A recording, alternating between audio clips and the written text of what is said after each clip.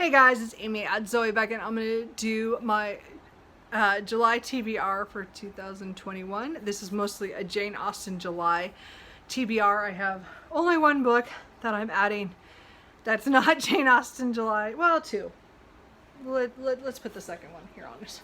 Let's put two on here. So let me do those real quick first. The first is going to be, well, technically there's two books. There's Magic Bleeds by Ilona Andrews, which is book 4 in the Kate Daniels series. I'm reading these with Tia and all the books. We're going to read this one at the end of the month, and we're going to read the Magic Mourns, which is a novella in between, which is about now 90 some pages, about halfway through. So we're technically doing two. Those are going to be like on my TBR because I have buddy reads planned for that. So these are the Kate Daniels series, which is an alternate, it's an urban fantasy with alternate, alternate Atlanta where magic comes and goes. And so when the magic is up, no technology works, and then when the magic is down, then technology can work. So it's really a cool thing, and then we're getting to know all the characters. I love Kate and Curran and all the people that they like, or they all they deal with. So I'm looking forward to continuing with that series. I also will be continuing the Black Count by Tom Rees. Glory, Revolution, Betrayal, and The Real Count of Monte Cristo. This was my Booktube spin number 2 round pick, and I didn't get to finish it in June. I'm only in the prologue right this minute. I'm hoping this week to get farther in, and by July, be more into it. But this is my nonfiction. This is kind of Jane Austen related in the way that his time period crosses with hers. He is only 13 years older. Alex Dumas, who is Alexander Dumas's father, is only 13 years older than Jane Austen. So I'm going to count this as during Jane Austen's time period, but technically it's kind of on the side there, but I'm hoping to get to that. So for Jane Austen July, there are prompts that are the same every year. I'm going to as I said, I'm very much not follow a prompt kind of person most of the time, but again, this one, I got stacks of books for different things. So they're doing readathons. Again, this is put on by Katie at Books and Things, Marissa at Blatantly Bookish, and this year Claudia from the Spinster's Library is joining in, which is cool. So they're doing a group read on Mansfield Park and Persuasion. The first 20 days of the month, I think, is Mansfield Park, and then Persuasion is at the end of the month. So my goal is to reread Mansfield Park. I did restart. I got an audiobook that I got a while ago, so I'm probably going to listen to this on audio after I finish the one I'm currently reading. I did start it last year, but I'll probably restart it just because I wasn't ready last year. I had read so much already. So I'm hoping to get that done. And then I will probably pick up Persuasion at the end of the month because it's my second favorite. But I probably will pick up Persuasion at Pride and Prejudice as well during the month, just because it is my favorite. And I've grown to love having to reread every year of this. So I'm hoping to get to 3 of Jane Austen's novels. But as I said, I'm going to hopefully do at least these 2, but this is probably possible. Then we're supposed to read something other than her main 6 novels, Jane Austen's main 6 novels. I'm going to read more of her letters. I do have a big collection of her letters that I got. I forgot to bring it in here. But I think I'm going to read the illustrated version this year. And then maybe next year I'll read the big book, because I read the selected letters last year, so I think if I give it another year, then I can start reading the really big book of all of her letters. But this one's just like a smaller collection, so it's a smaller selection, and it's just a really pretty book. So it has a lot of pictures and I don't know. So I'm hoping to read that. So that's what I'm going to read for that prompt. I don't remember which order the next prompts are, so I'm just going to go with what I have. I have books that are retellings of Jane Austen's books. So I have 6 of them that I could read, and I have more. I have ebooks as well. But I'm just going to talk about the physical books because these are probably my higher priority because I'm horrible about that and don't read my ebooks. But one of them I want to read is What Kate Did Next by Kitty Did Next. Sorry, What Kitty Did Next by Carrie Cabling. So that's one I got. And I want to read Charlotte by Helen Moshfett. These are both Pride and Prejudice.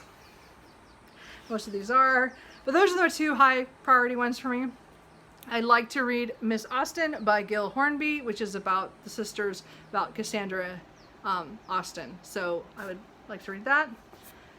Another Jane Austen one is The Other Bennet Sister by Janice Hadlow. I would like to get to that. I found there's also Perception by Terry Fleming, which is about Kitty and Mary. So also from the Pride and Prejudice. And then I have one that's from Sensibility Retelling. It's a modern retelling. This is called Ladies of the House by Lauren Edmondson. So this one, I believe, it has to do with politics, but it's following them as Sense and Sensibility, but in modern day when their father dies, and then what the aftermath of that is. So anyway, that's not a spoiler from Sense and Sensibility, but you know what I mean. So those are all those. A retelling that I would like to reread. I'm hoping to reread Hearthstone by L. Catherine White. So I love this series. I read them all. Did I read them last year? God, yeah. I love them. So Hearthstone is one of my favorite books now, and I want to reread it if I can. Then I have some nonfiction. The one I'm going to focus on besides the Blackout, which is not... This is Jane Austen, A Life by Claire Tomalin. So I bought it last year, I think after watching Kelly at Books I'm Not Reading talk about it. So I've read several biographies so far. I have not read this one, so that's my hope for that one. I do have a couple other books that I could read. I do have still What Matters in Jane Austen, 20 Crucial Problems Solved by John Mullen. I started it last year. But I feel like I still need to reread Mansfield Park and Emma, which I haven't done in the last few years. And I don't want to read Emma this year. So this probably will wait again. I just want to be able to have all the books in my head, and I just haven't got to that. I also have What Jane Austen Ate and Charles Dickens Knew, From Fox Hunting and Whist to Whist, The Facts of Daily Life in 19th Century England by Daniel Poole. So I could read some of that. I also have... J.E. Austen Lee, A Memoir of Jane Austen and Other Family Recollections. So I could read some of her nephews, and I can't remember if some of her nieces also have some parts in here, but talking about her. So it'd be kind of a different perspective of seeing how her family viewed her, or tried to view her. And I also got Elegant Etiquette in the 19th Century by Mallory James.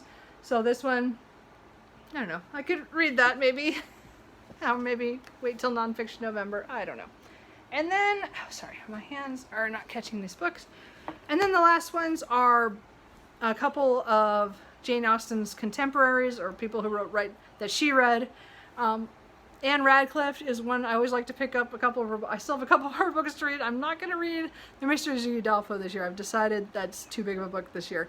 But The Castles of Athen and Devane, A Highland Story by Anne Radcliffe, is my Booktube spin number 3 round pick. So I got a short one. It's under 100 pages. It's just over 100 pages, 113 pages. So I don't know anything about this, but she writes kind of gothic tales, and they're just kind of really crazy, funny. I mean, they're just outrageous. Anyway, the point is I'm gonna read one of hers. And then one of the other two I might pick up is Marriage by Susan Ferrier. All I remember about this is about some sisters, and I think they the sisters were separated when their mother eloped and then ran away. I don't know. So anyway, I think it's about sisters and their upbringing and then their lives. And then I also would like to read Belinda by Maria Edgeworth, because this again is another one of this was published in 1818, so that's why it's kind of connected to Jane Austen.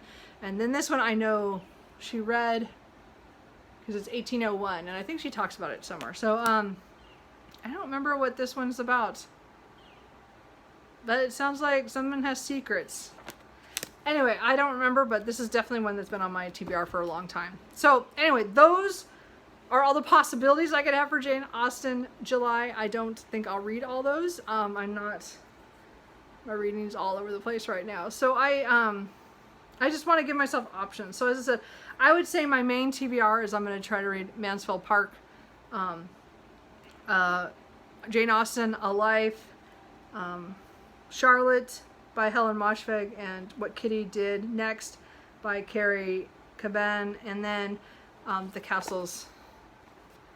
And I think that's it. So I'm not going to put a whole lot on my TBR, but I mean, as in solid. I probably won't even put any of those on. I don't know. I'm in a weird mood and I'm hot. So I'm going to close this out. And are you guys doing Jane Austen July? I'm not doing my spinner wheel this month because I have so many books that I've already planned for Jane Austen July. I can't add any more right now with what I'm reading. So I'm just gonna wait till August, and then we'll come back to that. I do like that part of it, just to try to make myself read my fantasy and sci-fi and some other genres, which I'm gonna add. But right now I got plenty of stuff to read. So anyway, if any of these books you really enjoyed, let me know so I can move them up on my TBR, or let me know what you're reading for July, and I will talk to you guys later. Bye.